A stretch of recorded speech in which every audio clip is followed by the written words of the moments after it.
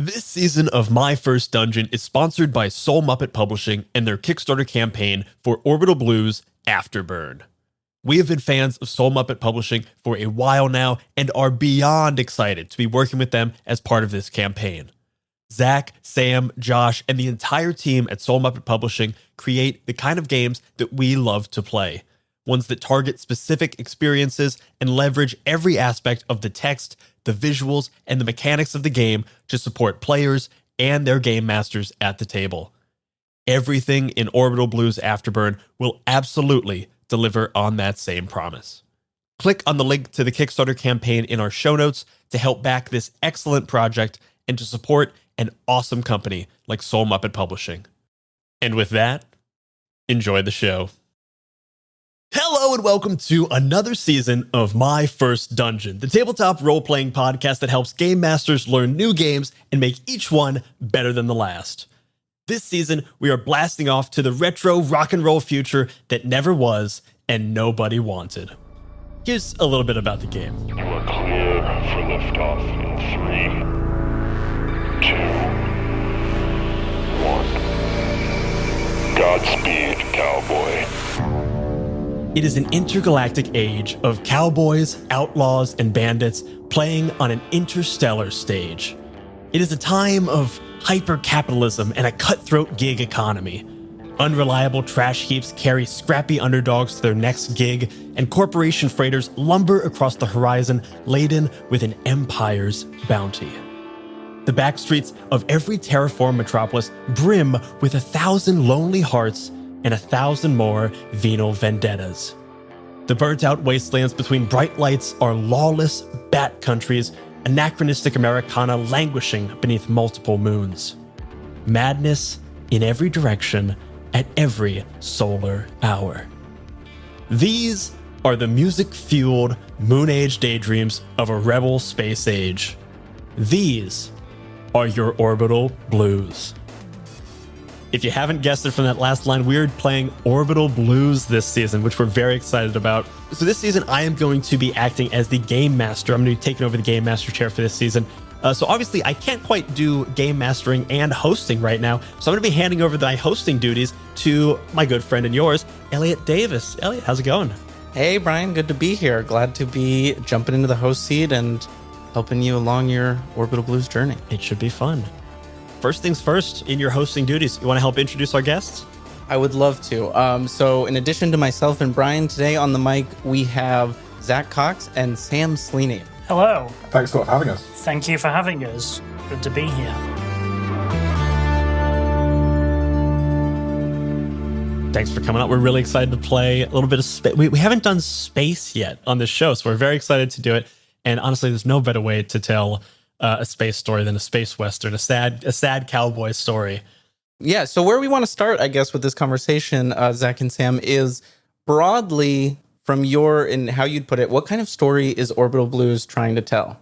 I think Orbital Blues at its heart it's very much, when I wrote it, was like my love letter to Americana. It's very much like Jack Kerouac's On the Road. It's Cowboy Bebop. It's Firefly, although that's not one that inspired me directly. It's the kind of game that I know people like to run with it. It's Guardians of the Galaxy. It's any kind of anachronistic space media that we've had in the last couple of years, mixed with a sense of wonder, freedom, shadowed by working in a gig economy. It's for people who want to be sad space cowboys, essentially, is the tagline for it. A game about sad space cowboys. And I think it does that pretty well. We did a lot of research around the time that we were writing it, and there wasn't anything out there that was doing it quite the same as what we wanted. You could have a wretched hive of scum and villainy in Scum and Villainy, but it was very high sci-fi, and we wanted to go a bit low sci-fi. So it's a game about just being a bum in space, essentially. It's very you have no real aims. You have no real goals per se.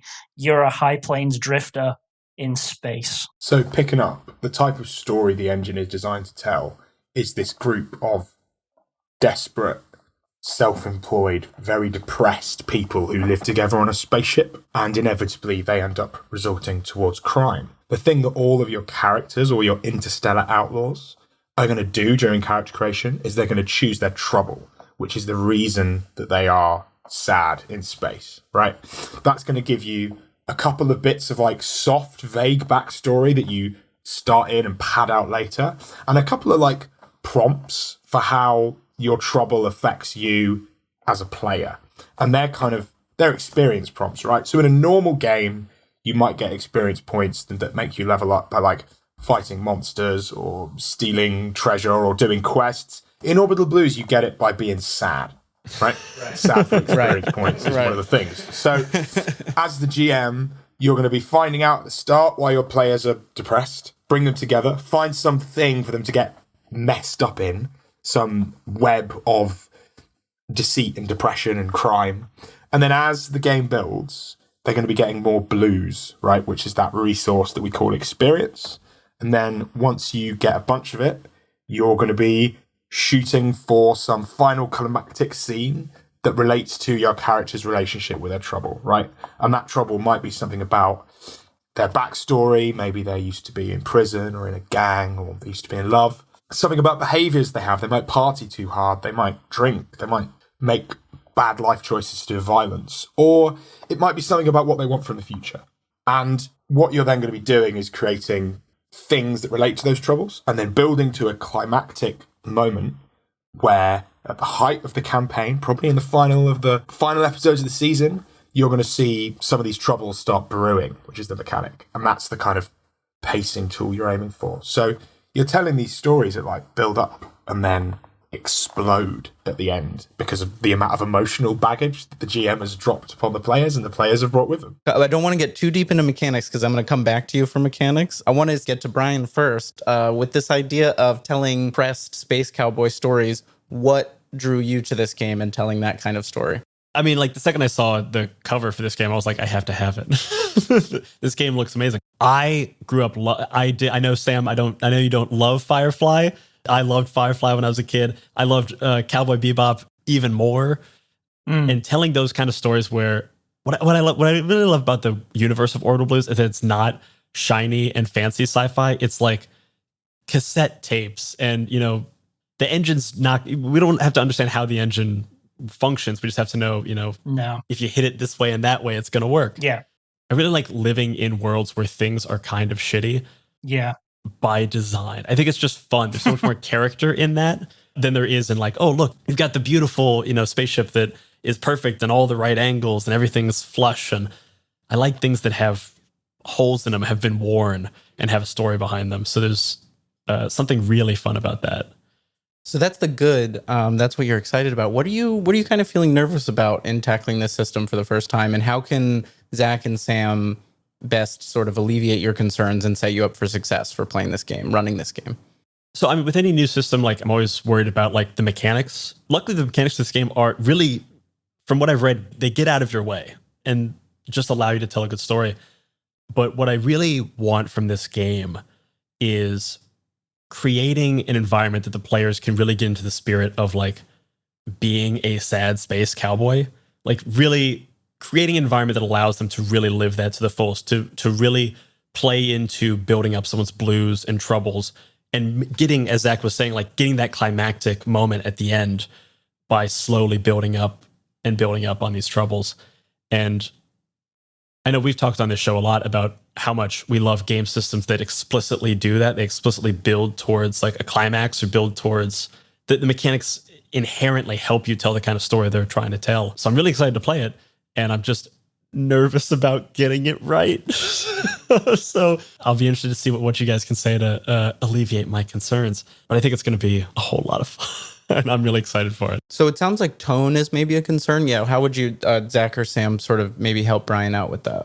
I think that it's not a game where you can get something right or wrong. It's not a preset setting. It's not a pre-ascribed setting where someone's going to sit down at your table and say, after a game, oh, this didn't feel like insert licensed IP here. This didn't feel like this thing that I love. Orbital Blues captures the tone and the atmosphere and the feelings and the vibes of those IPs that you mentioned that you love, like Firefly and Cowboy Bebop, and it puts you in a world of your own devising to explore and really get into those kind of stories. So I don't think anyone can come away from it and say, hey, you did that wrong, Brian, or anything like that.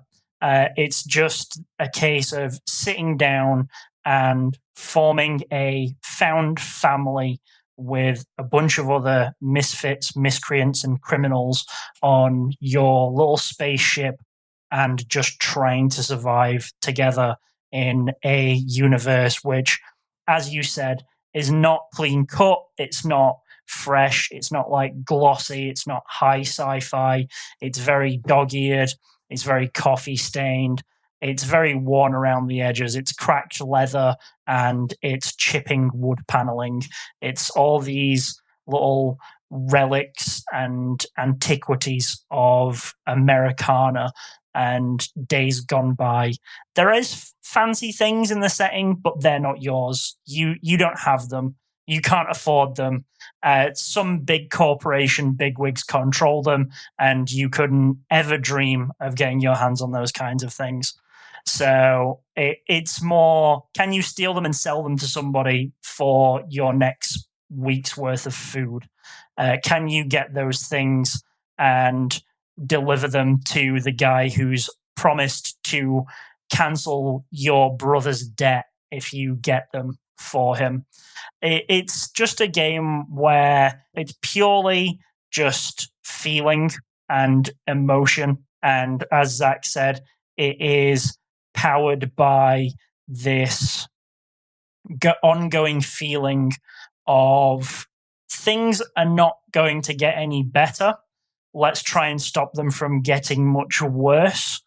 And the Troubles and Blues system helps players to mechanically realize their characters' narrative faults and flaws in a very mechanically friendly way, in a way that gets the mechanics and puts them directly into the narrative. It was quite innovative what Zach did with Troubles and Blues, and the way that we did, as he said, turned sad into XP, being sad for XP. So I'll let Zach talk more about that because that's very much their wheelhouse. The technique when it comes to GMing this is like understanding that, like Sam said, there's nothing you can do wrong, right? Because we've not written a setting, we've written a place where vibes occur, right? And as long as you obey a couple of internal suggestions around like how it is things look and feel, all of which are in the book in a handy bullet point list. Yes, and I'm about to read them because I did prep for this. So there's 3 things that were true about the Frontier Galaxy that we've written. For better or worse, humanity has colonized known space, has stagnated thereafter, and that's the galaxy belongs to you guys, and there's no aliens there, it's just people in space, and things have got worse since we colonized everything. Corporations and competitive industry were and are a driving and unchecked force. Hypercapitalism runs everything. And known space is too large, too busy, and too disconnected to police properly or efficiently. As long as you follow those 3 things, you can basically put anything that would make sense in any space genre there. There's no pages of lore to read, there's no information. You can piece together a setting by reading all the different business cards and company slogans and bits of advertising and comparing the 5 adventures and hooking up the different corporations that appear in the different ones and the references between them. But like, that's not what 99% of GMs are doing. And then the other way to make sure Orbital Blues feels like Orbital Blues is the technology, which is another page on here. There's a couple things that are going to apply to all the things in the setting, because it's kind of weird, right? Because Sam talked about like wood and CRT screens and stuff from the 60s and the 70s and the 80s, but also there being lasers and spaceships and hyperspace drives. And if anything's nice as Sam said, doesn't belong to you. A corporation owns it, and you cannot afford it. So technology, and thus everything else in the galaxy, robust, mass-produced, kitsch, function over form, unreliable, branded. And as long as you take at least a couple of those 6 principles and apply them to anything that is a piece of technology or a company or a place in the universe, you're going to have a easy time extrapolating what it feels like. My other piece of advice is that if you are making your own adventure, watch an old Western film. Honestly, in preparation for this, I've been listening to like Ennio Morricone, Good, the Bad, the Ugly, Fistful of Dollars stuff. Just like, it's definitely going to be part of the vibe of whatever I put together. Just because, like, I've just been going around the house just whistling. And it's great.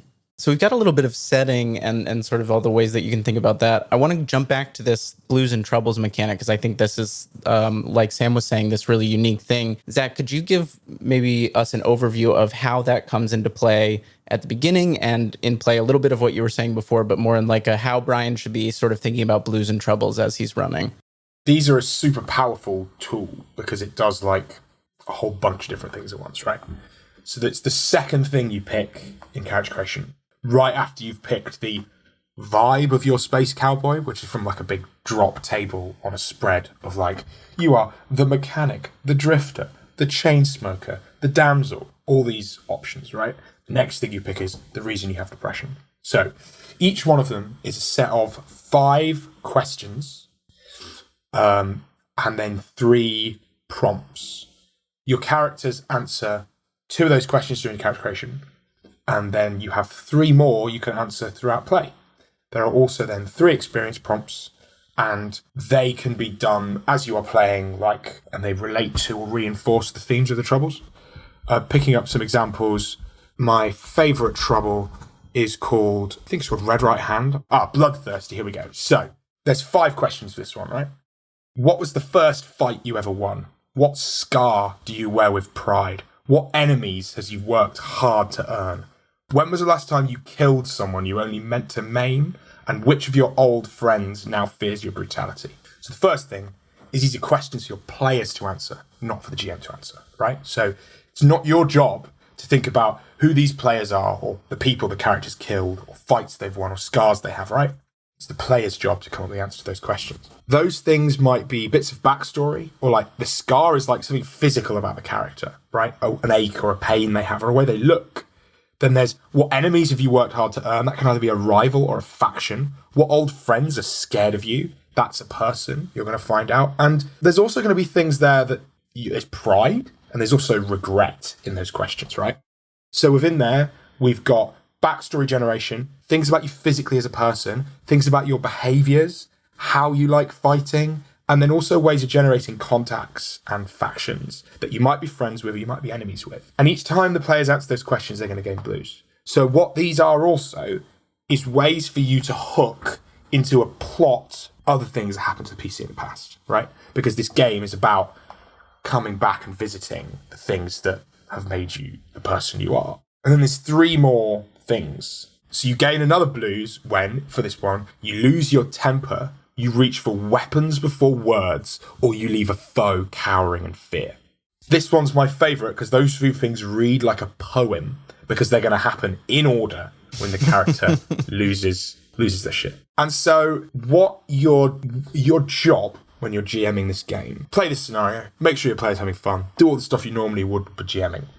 Look at the troubles of the characters that you've got in front of you and work out what opportunities you can give them to be messed up disaster bastards, right? Because these people are sad, emotional wrecks. They've got trauma and bad things have happened to them. And your job as the GM is create an opportunity for more bad stuff to happen to them in the future by giving them things they can hook at. So if you've got, there's some of these that are relationships with factions, and like you've got to bring those factions in. There's some of the relationship with people. You can just leave the person who your character is lovesick behind and have it be figments or memories of them there. You can put the person in the room. It's going to make it 10 times bigger. So a lot of the tips for me is about giving your players opportunities, and good players who like the system and have fun and are happy in merging, from these sets of rules, will pick up stuff you weren't expecting and introduce characters where you weren't. But yeah, give them opportunities to make absolutely terrible decisions based on their troubles. And because they're going to want to do it because they will get experience points. Yeah, so even if they're successful with something, have it take a toll on them and fall into or look to fall into a vice or a bad habit or drop a DM to the wrong person after midnight. You know, just have them really just make a fool of themselves, or, well, not make a fool of themselves, but go back to their worst ways. Sad for XP is just like an excellent tagline for this game. Anytime you need anything, just think sad for XP. I do really love this game. This is true for this game and other games we've talked about on this podcast, like Wander Home or things. Love. And every time I don't see this in a game, I'm like, why aren't you doing this? Of having those like very leading questions to ask your players that challenge your players like right out of the gate. It's like, okay, great. You just pick, are you the chain smoker or are you the damsel? And then like the next thing you do is you answer, what was your first fight like? It immediately helps the player like ground their character and like figure out who exactly they are. And it gives the GM like so much great fodder of like, great, now I know this person come back, this person come back. If I say this, anytime I say this character will know that something's coming down the path for them. The other thing this is good for, right, is that it leaves a bunch of backstory and quantum for you to answer later, and it means you can get playing quickly by only answering 2 of the 5 most important reasons why your character is depressed. Yeah. And you don't have to spend loads of time writing a one-page backstory. We don't care about what planet they grew up on or where they went to school or what gang they used to run with, unless them running with a gang is the reason that they're the person they are. You basically try to work out the most important thing about the character emotionally before you work out anything about them apart from what kind of space drifter they are, right? That's the speed of the character creation. Making as much stuff for the GM to mess around with as possible, as quickly as possible.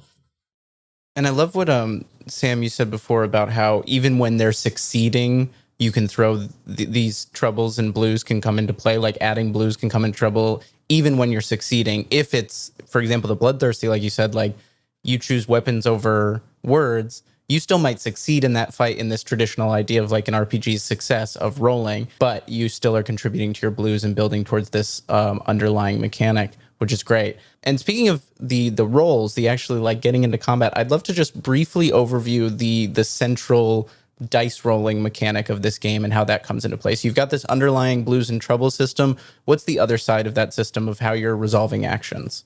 This is a hack of a game called Best Left Buried that I made before. It's about being a mercenary, works for a mercenary company, and is going into dungeons to find treasure, and it doesn't go well for them from a mental health perspective or a physical health perspective, and it's a bunch of metaphors for lots of stuff around workers' conditions. But that game has old school Renaissance OSR micro systems, like the core dice mechanic, and then hooked onto that is a bunch of story game macro economy, right, to do with these blues mechanics. So the system used in Orbital Blues is really simple. You've got 3 stats. You have your savvy, your muscle, and your grit. Those are a number between 0 and 2, and you are adding that to 2d6, and you are trying to get, I believe, an 8. It's going to happen more often than not, and there's a couple of ways that things can get better or worse for you.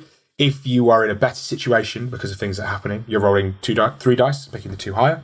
If you're in a bad situation, you're against the odds. You roll 3 dice, you're going to pick the 2 lowest. So it's your kind of way to negotiate with the GM that you're in a better position, not a bad one. So you get more dice, you're more likely to hit score. Combat works the same way. You're rolling some dice, and then you'll do some damage based on the number of hits you have. There's a couple of different types of enemy, but like combat's really simple. There's no mechanical grid or anything. It's abstracted ranges for theatre of the mind combat, because Westerns aren't about tracking exactly which 5-foot square of the battlefield someone's on. It's about how far away they are from you. It's very cinematic, yeah.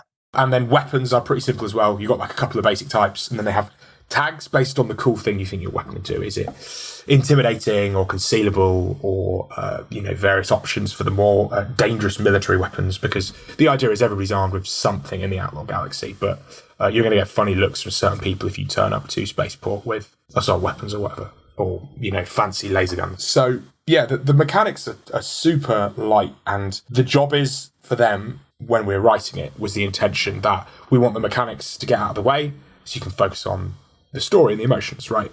And they're there to resolve things that would be difficult to have as part of a conversation. There's some things that we can't elide over, but they're mostly aimed to get out of the way so you can tell a story and resolve what happens when someone needs to punch someone in the face. It's not something that you can min-max, really, simply because of how flat the characters are statistically, but it's the flavor and the themes and the narrative that the mechanics instill upon them that makes each character unique, rather than the stat tree that you go into. As Zach said, the combat and the mechanics in general were made to just step aside for the storytelling, but when they do come in, they are impactful, meaningful, and serve a purpose in giving structure to your character's struggles. I'd say the exception to that is space combat. We've got quite a detailed set of rules for how that works. Mainly because when we were doing early playtesting, only the person flying the ship really did anything. So we've written a bunch of processes to make sure that it still felt good, because it wasn't in our playtests. And because it's going to happen, and we want to make sure everyone has fun. Everyone wants to have a good space fight. Everyone wants to be able to participate in the space fight.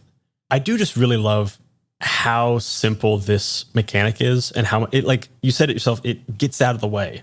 Especially for a GM coming in, anytime there's a new dice system, you kind of have to relearn like DCs. So like, in D&D, I know that a 15 is like hard but not impossible or whatever.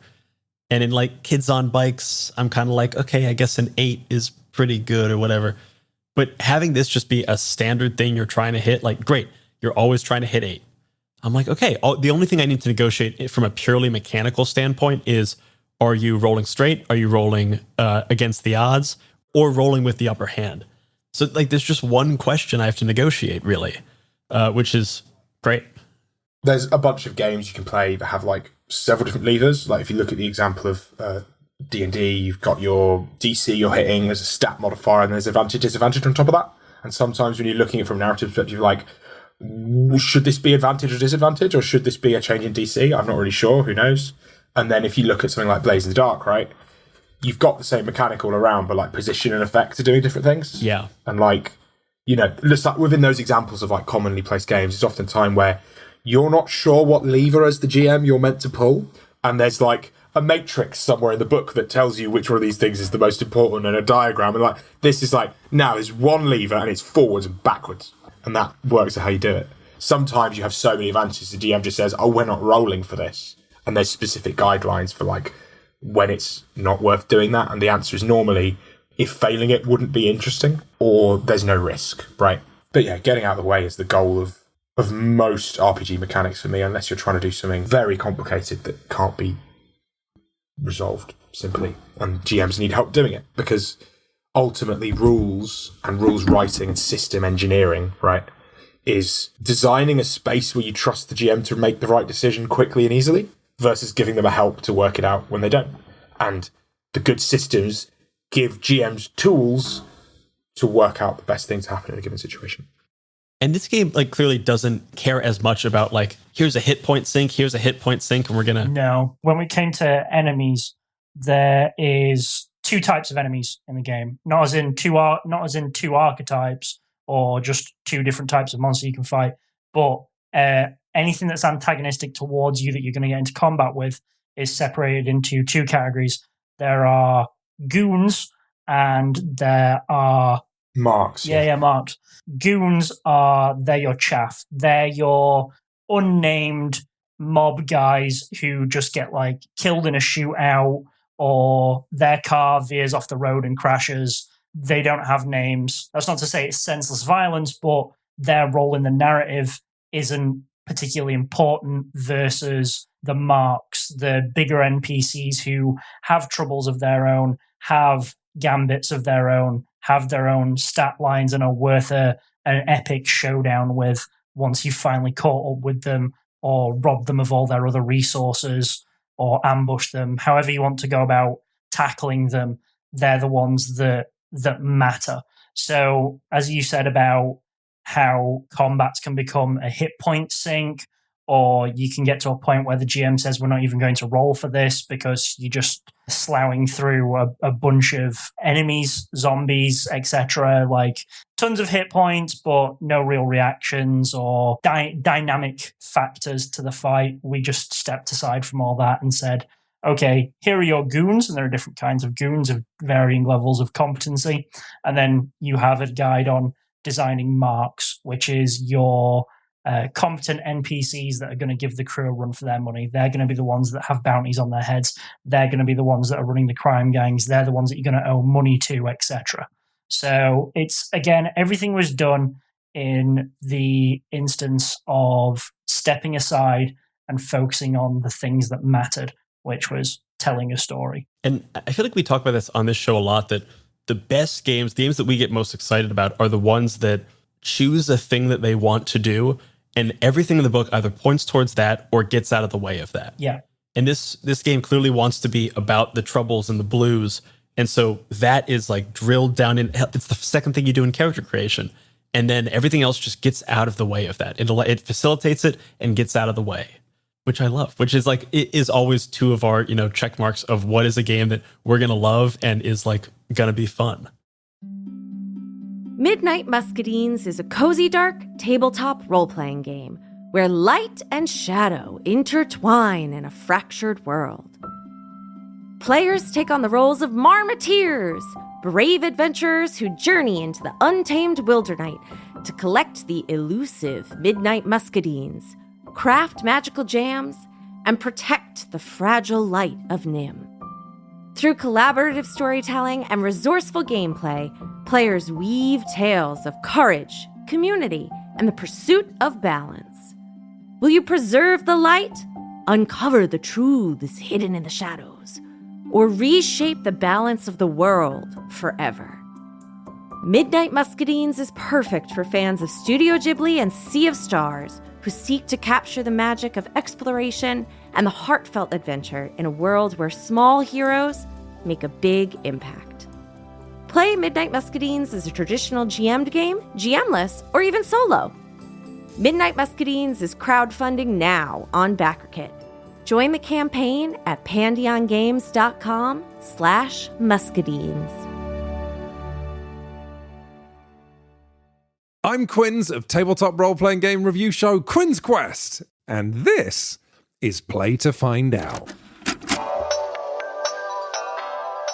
Play to Find Out is an actual play podcast that brings notorious old games from the 80s and 90s back to the table. Each season of Play to Find Out, I'm joined by Emily Johnson and Rob Morgan. Good? Nervous? Yeah. You both looked at each other really concerned, like you think what's about to happen is going to be unpleasant. And frankly, I think that's rude. And together, we explore the TTRPGs of ages gone by. Our goal? To separate the TTRPGs that deserve to be remembered from those that maybe don't. I don't know, Emily. It was the 80s. A lot of people were on cocaine. We blow the dust from decrepit systems to learn how they work. Your 100 on the encounter table bursts out. Right, you've encountered a fog. Get ready. Don't laugh. Does one get ready for a fog? Don't laugh. Encounter their unique quirks. I do finger guns to cover up how I wince. A weird thing happens as you do finger guns. Oh no. And I'm hoping that the Quinn's Quest community will join us in exploring these games too. If you this up, cannot describe to you how much your adventure ends here. Yeah, that's fair. Because the best way to learn is to play to find out. Play to Find Out is available now on the Quinn's Quest Patreon, but the first episode of each series streams for free on the Quinn's Quest YouTube channel and wherever you get your podcasts. Anyway, you failed the Earth Tech roll, so and you made jokes while I was doing my exposition, so you don't get to hear any more. Oh no! Come on! I was shook.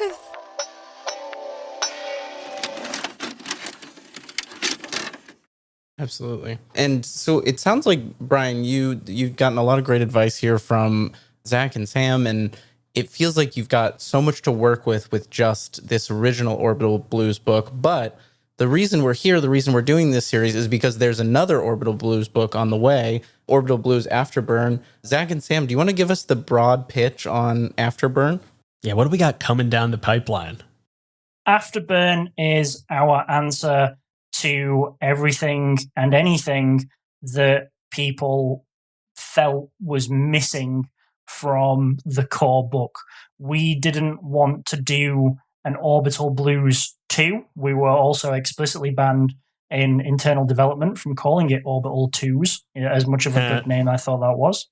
And we put out a bunch of tweets, a bunch of polls, did a lot of ground research, asking people, what do you want more of? What do you think this game needs more of? What would you like to see expanded? And we will put that all together into a splash book, into a compendium, because things did hit the cutting room floor the first time round because we wanted a lean book.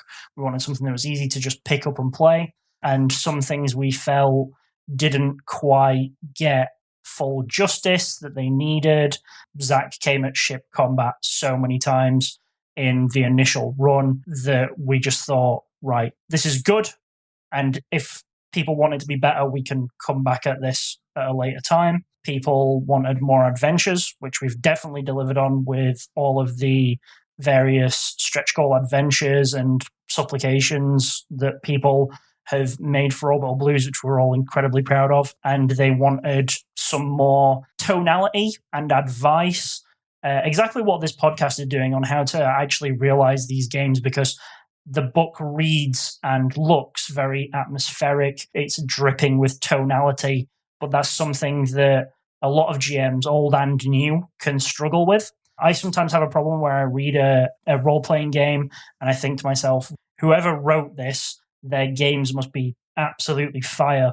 But in reading this, I don't think I'm going to capture whatever magic is happening around their table. And I wanted to try and address that and make it so that the book, no matter whose hands it was in, leads to an absolutely stellar session where the vibe is captured, the atmosphere is captured, and players feel like they're in that setting, that it's alive. That's what the book is. That's what we're distilling down into this expansion. So what we wanted to do is basically add more. It's a spaceship book, right? There's a spaceship on the cover, and it's about adding more stuff to do with spaceships, and there's a big adventure at the end that Sam's been working on that we're super proud of. The first section of it is written entirely by our co-creator, Josh Clark, who is the artist behind Orbital Blues and has weirdly done lots of the lore and the setting bits by writing the amazing art book with like some actual text in it about the galaxy, which we don't normally do. Putting a bunch of flavor text and adverts in all of the art. I love just looking through this book and looking at the adverts and just like reading weird taglines from the space that never was. He had no direction on that. He went hog wild on his own accord. And he'd come back to us and be like, I've done an entire newspaper spread full of little references to various sci-fi media, my own games, fun little lore nods. He has a whole extended Josh universe within Orbital Blues that, as Zach mentioned earlier, someone could piece together in a very From Software kind of way, looking at all the little bits of flavor text, but it's this acute attention to detail that I think brings like the pieces and the world to life. And the art, in case you've managed to like listen to 40 minutes of podcast and not look at it yet, it's like photo kit bashed public domain painted over stuff of like collage work, but also a load of painting as well, because Josh is just mad. And a lot of the art is like in-universe advertising material because of hypercapitalism. So you'll get slogans or graffiti or posters or like someplace advertising that you can live on a space colony, or here's our brand of spacesuits we want to sell you. Nobody makes them like Caldera, and it's a smiling guy in a spacesuit, right? What we've then done is Josh has done 18 different spaceship bios, each of which is on a full page spread as if it's an advertising pitch, right? So what you're going to be giving your players is an in-world spaceship handbook that they can flip through and decide which spaceship they want to live on. So that's kind of like the first step. And that's the first like third of the book. The second bit, which is the bit that like I'm in charge of, which is coming up with more stuff to do with character creation for the spaceship. We tend to find that most people refer to, like, think of their Orbital Blues spaceship as the X character in the game, the other one that's there. Like, there's a reason that specifically Firefly and Cowboy Bebop are both named after the spaceship, right? Deep Space Nine. Deep Space Nine, Voyager, Yep. Enterprise, they're all named after spaceships. Battlestar Galactica, you can go on. And, you know, your spaceships are going to feel very different depending on, like, what they're called and what the backstory is, and it's to set the tone of the campaign, right? The Nautilus or the Seraph are going to feel very different to the Sultan of Swing or the Rhinestone Cowboy. There's a bunch of, like, music references in all of these, and, like, we've been adding more stuff. And then also, I've been writing a bunch of advice at the moment, like, how to run games set in space, and, like, because my pet peeve with when I've played Orbital Blues is that, like, I am not personally a rocket scientist, an astrophysicist, or an astronaut. I do not understand how spaceships work in real life. And that's quite, like, when you've done enough dungeoneering, right, and you've played enough D&D or whatever old school game you're into, you learn, like, how you would dungeoneer, how to approach a scenario, because you understand the internally consistent logic of what happens when I apply a pickaxe to a door, or what things I can crowbar, or what things I can set on fire. That's much more difficult in space. So it's writing a bunch of stuff that kind of explains how to use spaceships and the vague type of scientific realism that happens in here without entering into, like, Star Trek-esque technobabble. And also adding a set of, like, something that feels like a trouble that's a backstory generator for a ship, right? Because that's much more difficult.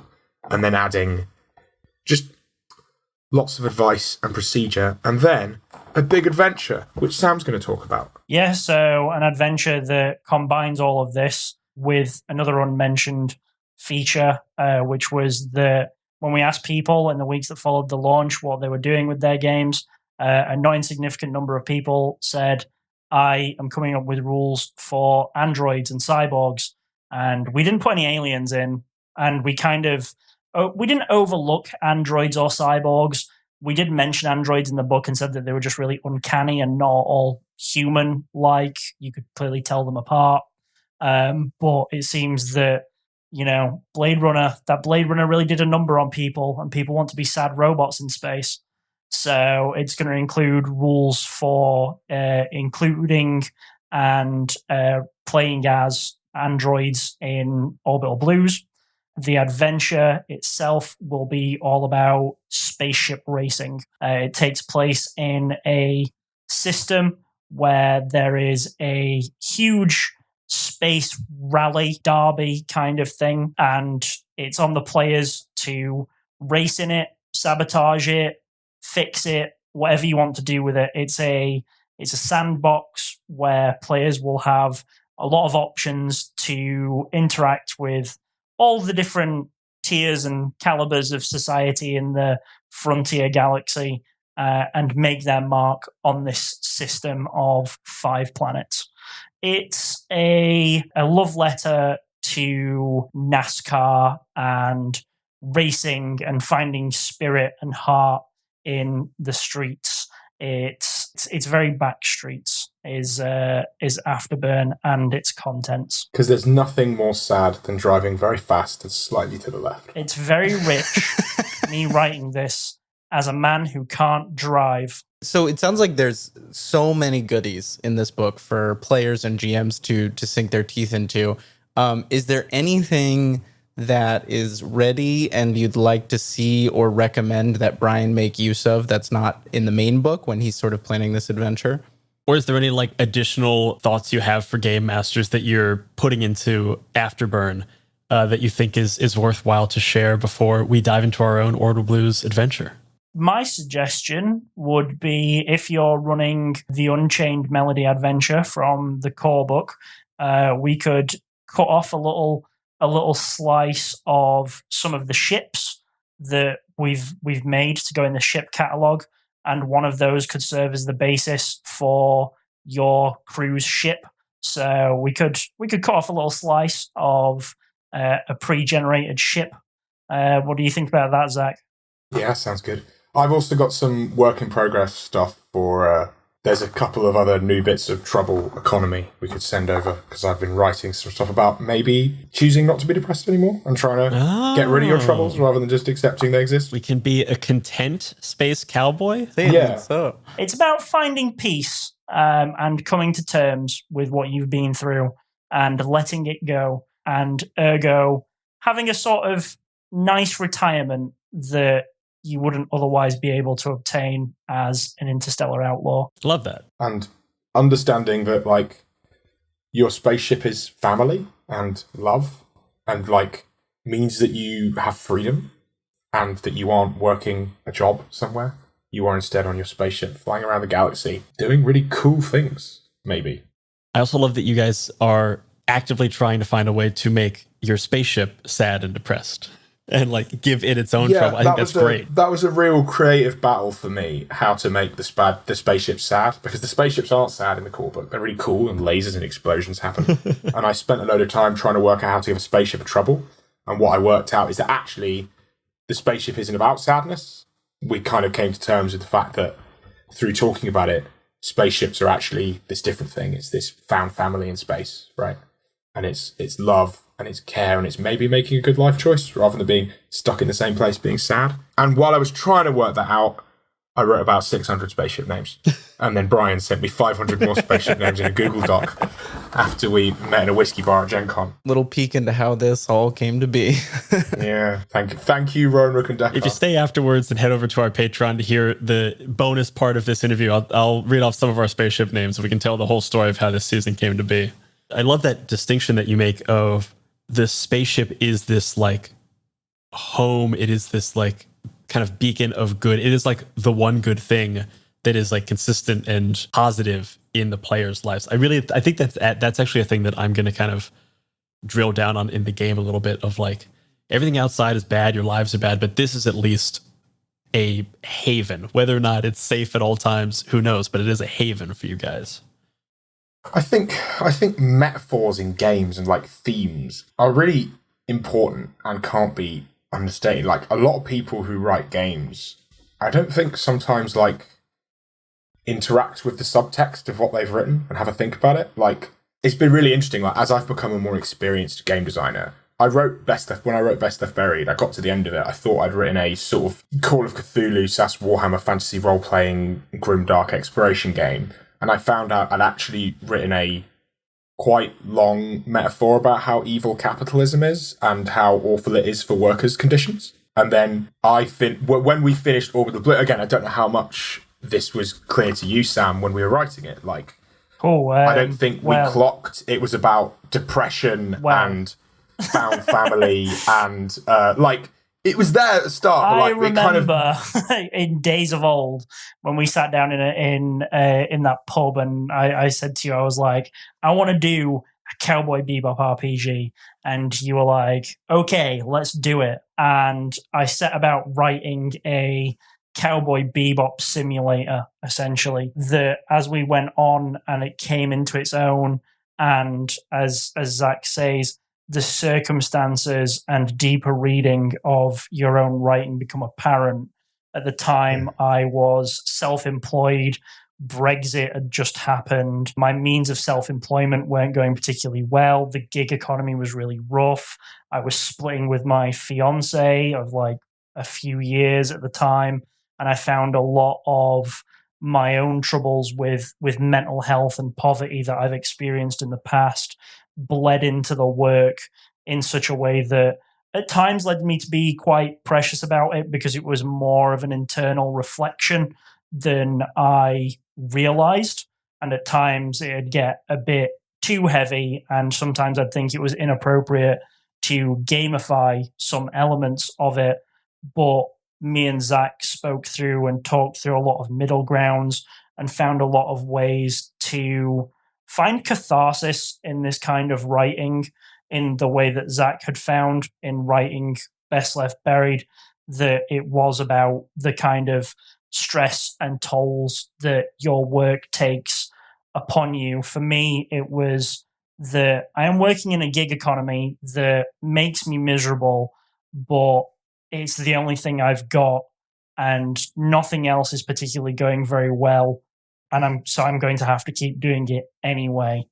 And that was when I realized, I was like, oh wait, when I realized that was the same plight as the player characters, it became very easy for me to write more and more and more. And it went from being a silly little Cowboy Bebop simulator where everyone was, quipping and firing off guns and occasionally having like a jazz monologue scene, into something where you could build characters that had lives and loves and troubles and entire stories, all that were fitted and reflected onto a small character sheet by merit of the energy and the flavor that we imbued into the book, narratively and mechanically. And Zach's right. I think there's a lot of texts out there today that can sort of lean towards the superficial and the flashy and the corporate. And this is this thing that you love, built around a role-playing game that put it on your table, and you can be just like the characters in this thing. I don't think either me or Zach wanted to do that with this. We didn't want people to be Faye or Jet or Spike. We wanted them to be their own people, struggling in their own ways in a universe similar to Cowboy Bebop or Firefly. And as a result, it's born out of experiences and our own struggles as people who either are or were at the time self-employed, working in a gig economy, maybe not having like the best personal relationships, interpersonal relationships. Being a creative, being a writer is hard, and it's not always worth it. But I feel like when you make something like this, I'm really proud of this, Zach's really proud of this. When you make something like this, it does feel worth it, and it is good to get this kind of catharsis and a release for what you're feeling into a book, which ultimately is about imagination games and silly little sad space cowboys. But there's something deeper there, and I hope that people can feel it. I am really excited about running this game because I said at the top, but like when I saw the cover for this game, I immediately knew I had to get it. I started diving into it more and like reading it and looking at all the art inside. And the entire time I'm like, this is such a vibe. This is like such like a clear idea of a thing. And honestly, like the more I read it, the more I got a little bit intimidated of trying to match that type of like trying to honor how cool I think this is. Because with some games, when it doesn't have that clear idea, you're kind of like, oh, okay, I can do whatever, and we'll have fun. But when I see something that I really like, I want to you don't just want to hit it. You want to hit it out of the park. So I'm really excited to play this and like really take that real swing at it.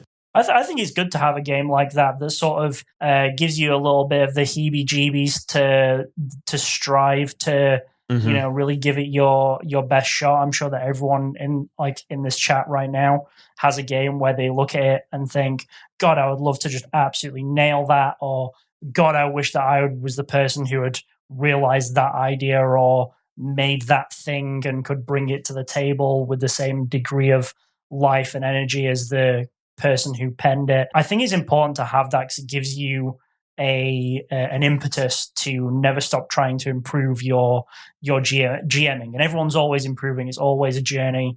Podcasts like this help people to improve all the time.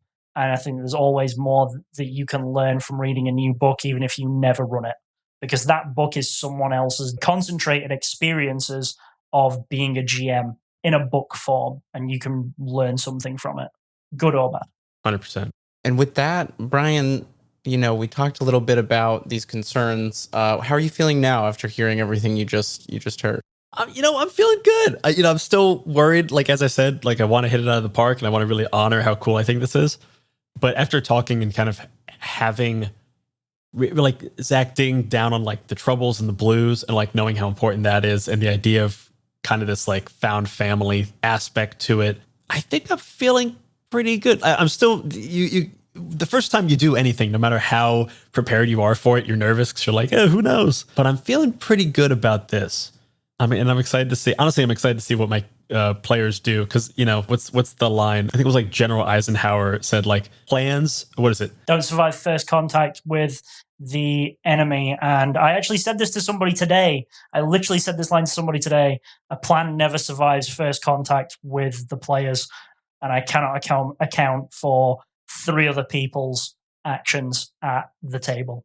Plans are worthless, but planning is everything. That's the other one I was looking for, yeah. This book will not give you a plan of what you're going to do lane by lane, but what you're going to get is a strategy, which is what we've just given you, interacting with troubles, working here, building towards that story, understanding what the things are. And when you have the advice, the strategy, you don't need a step-by-step, because then you will know what decisions you will make in any situation. And that is what the GM advice in this book is meant to do. And if I could give 2 pieces of advice for running this game. Please do. Don't write stories, write characters. Write NPCs for the players to interact with who have their own aims, their own goals that they're working towards, and describe and portray how those people are working towards those things and getting the players in on it. And that will lead to a cool benefactor, a cool contact, a cool hookup, a cool friend, a cool enemy for the player group that will make for memorable stories. And I think that's the best way that planning overcomes plans. And then my second piece of advice would be, when describing a scene, try and touch base on all 5 senses, because everyone knows what a CRT monitor looks like. But what does the room that it's in smell like? Does it smell like old smoke? Is the floor underfoot kind of sticky? Is the door that you came in letting in a draft? Is it cold in there? And there you have like an entire vibe for the room that's got the CRT monitor in it, which is distinctly a little more depressing than a clean-cut, white, paneled sci-fi space that a monitor in a room that takes up a whole room might suggest. Back against the wall. Take something that sucks in America, put it in space. Fair. So, America? That'll get you far. Yeah. Space station, it's a 7-Eleven. And perhaps the most important final question of advice for Brian is a music recommendation for while he's doing that planning. And we want to challenge you to give a recommendation that's not on the official playlist you've put out. Oh, man. Fun story, there are 3 versions. There are 3 versions of that official playlist. There was a draft version, which is entirely private. There is a semi-draft, which I shared with some friends, and then there's the public version. And I can't remember what's on any of them. So I'm opening my Spotify right now. There's a 4th playlist, which is my Orbital Blues playlist, which is less country and more jazz. And there's a 5th one, which I think is Josh's one, that you can find. All That Glitters also has a separate one, which is one of the adventures done by Tom McCready, who wrote that. And then, honestly, my ultimate technique, and this is a cop-out, is if you go to the Soul Muppet Discord server, there is a channel called Orbital Blues Music. And you can listen to what everyone else thinks the Orbital Blues music sounds like. Yeah, you couldn't have asked a more open question This here. is like a master technique. But yeah, for me, I play Gasparo Di Lieto's Dance of the Whales, which is just like weird, bad jazz. That is like 12 minutes long and has a sensible bit in the middle. Weird, bad jazz. I don't think that's on my official playlist. A Walk to the Peak. Orville Peck's Pony or Bruce Springsteen's Darkness on the Edge of Town. Anything by like early Springsteen would be a driving like influence on Orbital Blues. This love affair with deserts and cowboys and being born to run was my biggest influence on Orbital Blues. So I would say that, yeah, Darkness on the Edge of Town by Bruce Springsteen. And when you're talking about kind of broken down America, you're really mostly thinking of New Jersey. So that definitely works. Yeah. New Jersey, anywhere, like, if you want to go a bit more backwater planets, you go Texas. One of the planets in the new adventure is like Pacific Northwest, which is going to introduce some greenery to the setting for the first time. I think one of Josh's notes in the making of the art is that I didn't use any green in this book, but here's a shrub. Yeah, I don't think the original Orbital Blues book has a tree in it. No, green is not a color that appears. And we realized all these wooden panels had to come from somewhere. And in Afterburn, you finally get to know where. Thank you so much, Zach, Sam, for coming on, taking us through Afterburn, taking us through Brian's woes, worries, and excitements for the next session. Brian, any final questions for our guests? Or are you feeling good? I'm feeling good. I'm ready to go. I'm ready and raring. I want to blast off into these Orbital Blues, baby. And Zach and Sam, do you want to tell the people where they can find you? My Twitter is at Sam Sleney, where I occasionally just retweet things that make me laugh. Yeah, my name is a gift from the search engine optimization gods. I am the only Sleney out there. I have defeated and eaten all the others, so I am quite easy to find. SLENEY. I am Zach, or the Jelly Muppet. I run Soul Muppet Publishing, and you can find us on many platforms by typing Soul Muppet into your search bar. Love it. And we make tons of RPGs, Orbital Blues, Best of Bro, which we talked about, tons of other stuff. Also run a publishing company that publishes RPGs from around the world from loads of interesting people. We are on every social media platform because I have a marketing manager now, which means I don't have to do it myself. But if you want to hear my ravings specifically, mostly about Warhammer and how depressed I am, you can find me at Jelly Muppet. Best place to talk to us is the Soul Muppet Discord server, which you can find a link to on our website, soulmuppet-store.co.uk, and that's got a mailing list on it as well, where you hear from us once a month about all the new and ridiculous things we're doing. And that is all for this episode of My First Dungeon, Orbital Blues. This season is sponsored by Soul Muppet Publishing and Orbital Blues Afterburn. The Kickstarter for Orbital Blues Afterburn is launching next Tuesday, October 17th, and I highly recommend you check it out by following the affiliate link down in the description and show your support for this excellent game. And if you want to show your support for this excellent show, you can head on over to patreon.com/myfirstdungeonpod to hear a bit more of this conversation with Zach and Sam. We're going to talk a little bit about how this season came to be, and you might even get to hear some of the 500 ship names that we sent to Zach unsolicited. Some of them are pretty good. On our Patreon, you will also get access to the Dice Pool, our Patreon-exclusive podcast feed that will include cast talkbacks for each episode of our Orbital Blues season, as well as monthly bonus actual plays from all of us here at My First Dungeon. And last but not least, as always, remember, if you're having fun, you're already doing it right. Bye-bye, everybody. Bye.